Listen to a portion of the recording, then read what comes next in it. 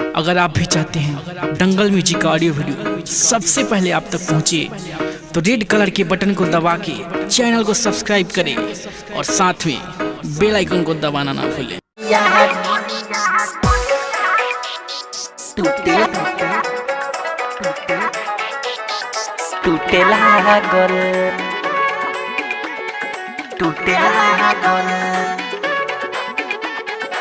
DJ Prakash बाबू मोतिहारी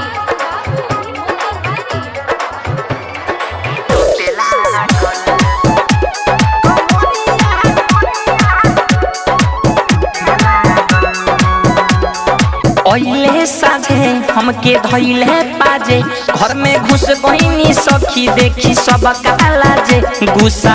कर जे फुटे लागल भोरे में मरले बा हमरो बलम कमरिया टूटे लागल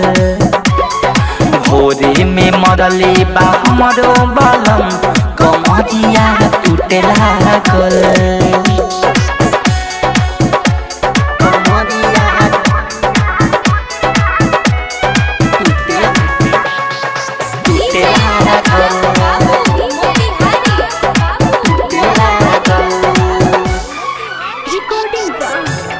डीजे विकास राज स्टूडियो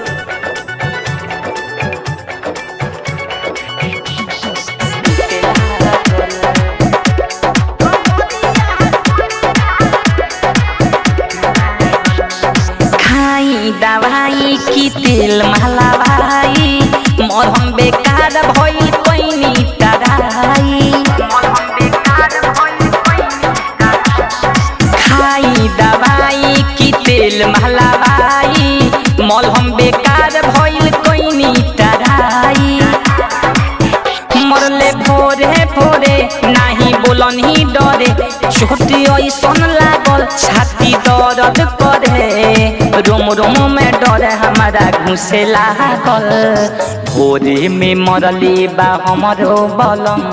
दर्दिया उठे लागल भोरे में मरले बा हमरो बलम कमरिया टूटे लागल।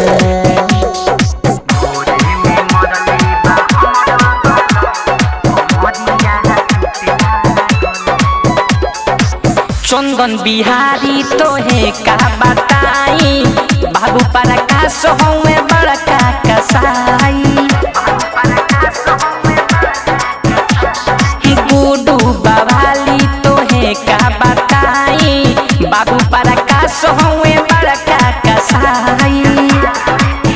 नहीं छोड़ल है कसर तुरल गतर गतर डीजे विकास देवर कोइले हबर हबर होते बिहान किरिल फुटे लागल